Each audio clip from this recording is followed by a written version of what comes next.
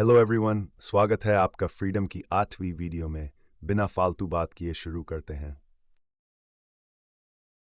देखिए, मस्जिदें और टूटेंगी, और इसलिए टूटेंगी क्योंकि सारा ध्यान जो है, जो कुंभ में जो हादसा हुआ है, उस हादसे से हट करके कोई ऐसा मसला खड़ा हो जाए यूपी में, कुछ हिंदू मुसलमान का राइट हो जाए, कुछ इस तरह का विवाद हो जाए, 2-3 मस्जिद टूटें, कुछ विवादित बयान मुसलमान भाई लोग भी दे दें, हिंदू मुस्लिम का माहौल बने, 2-4 जगह पे जरा हिंदू मुस्लिम का राइट खड़ा हो जाए, तो सारा अयोध्या वाला जो है बात सब छिप जाएगा, हट जाएगा।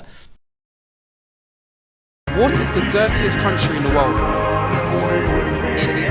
The dirtiest country in the world. Oh, dirtiest country. India is pretty dirty. India?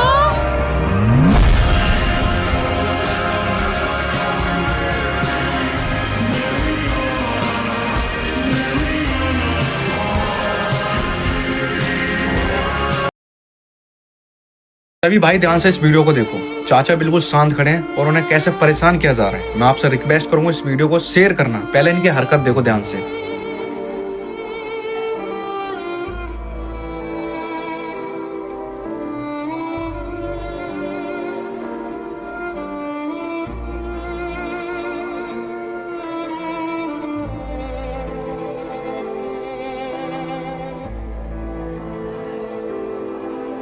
अगर यहाँ पर मुसलमान होता अब तक गिरफ्तार हो गया होता। कि बीजेपी जब सरकार में आएगी 5 साल में अरविंद केजरीवाल जी जो जो दावा करेंगे कि मैंने ये किया, उसका हम 5 साल में उनकी अपेक्षा 5 गुना ज्यादा करके दिल्ली को देने वाले हैं। अभी मजा आएगा ना भिड़ो। बिजली पर क्या करेंगे? बिजली पर कोई मैंने आपका स्टैंड है कि आप यूनिट्स फ्री करेंगे कुछ ऐसा? हाँ, इसमें भी हमारा 5 गुना ज्यादा राहत रहेगा। छोटा सा सवाल यहीं पे बन रहा है, बगल में यूपी है, यूपी में तो बिजली का दाम बढ़ गया।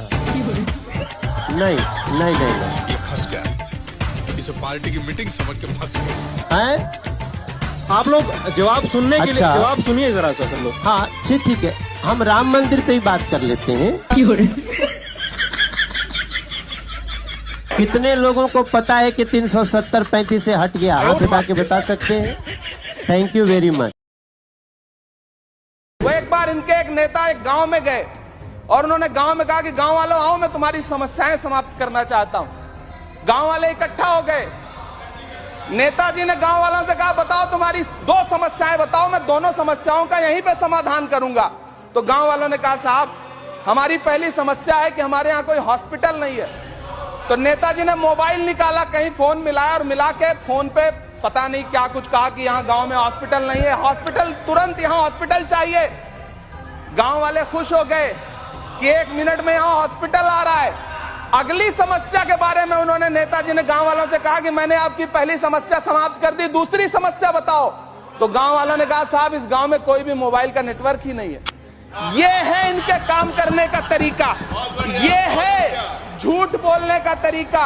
इन्होंने वायदे किए बड़े बड़े, जो 10 साल के इनके वायदे हैं, मैं उनके बारे में बात करूं। जितना भी जोर लगा लो, आएंगे मोदी जी। जितना हिंदुस्तान के लिए काम कर दिया ना वर्ल्ड के अंदर, जो नाम बच रहा है वो मोदी जी की देन है। आतंकवाद की नोटबंदी करके आतंकवाद की कमर तोड़ी। Friedrich Nietzsche once said, "People do not want to hear truth because they cannot have their illusions destroyed." Illusion of being a Vishwaguru, having the world's most powerful passport. Modi ji stops wars. One such illusion is how demonetization destroyed black money. The reality is that useless decision destroyed India forever. If Modi ji really cared about black money, he would not have brought in anonymous electoral bonds. Nirav Modi, Mehul Chokse would have been in India. PM Care Fund should have been under the purview of CAG audits. Demonetization was about one thing and one thing alone: winning UP elections. With this useless policy, BJP increased its seats in UP by 563%. But as a result, Indian rupee today has become a global joke. Nepal banned it. Bhutan struggles with it. No country accepts it. Which sane country would accept a currency from a nation that can ban its own currency overnight? A currency represents trust. We destroyed that trust in 2016. The saddest part is the justification given by idiots in the name of nationalism. The more we act as spokesperson for these useless political parties, the more we will suffer. By the way, at least from a small country like ours, low population. अमेरिकी राष्ट्रपति दुनिया भर की media के सामने भारत का मजाक उड़ा रहा है और डंकापति दांत चियार कर हंस रहे हैं। अब आपको किस्सा सुनाते हैं इंदिरा गांधी का। 1971 में पाकिस्तान युद्ध से पहले इंदिरा जी दुनिया भर से समर्थन जुटा रही थी और इसी कड़ी में वे अमेरिका पहुंची। अमेरिकी राष्ट्रपति निक्सन ने इंदिरा जी को 45 मिनट इंतजार करवाया। इंदिरा जी ने इसका जो जवाब दिया वो अमेरिका को आज तक याद है। 1971 में ही पाकिस्तान युद्ध के दौरान अमेरिका ने पाकिस्तान को समर्थन में अपना सबसे खतरनाक 7वां जहाजी बेड़ा समंदर में उतार दिया। अधिकारियों ने ये बात इंदिरा जी को बताई। उन्होंने तुरंत कहा, 7वां बेड़ा हो या 70वां, भारत को फर्क नहीं पड़ता। अमेरिका से कहो कि अपने जहाजों के लंगर वहीं डाल दे। न धमकियों से डरी न झुकी, सीधा सोवियत संघ से बात की और सोवियत का समर्थन लिया। नतीजा, अमेरिका के लाख ना चाहते हुए भी पाकिस्तान टूट गया, बांग्लादेश बना और अमेरिका मुंह ताकता रह गया। भारत का लोहा दुनिया ने माना और आज पीआर के सहारे चमकता महामानव देश की बेइज्जती पर भी कैसे हंस रहा है। अब तो समझ जाओ चुतिया अंधभक्तों।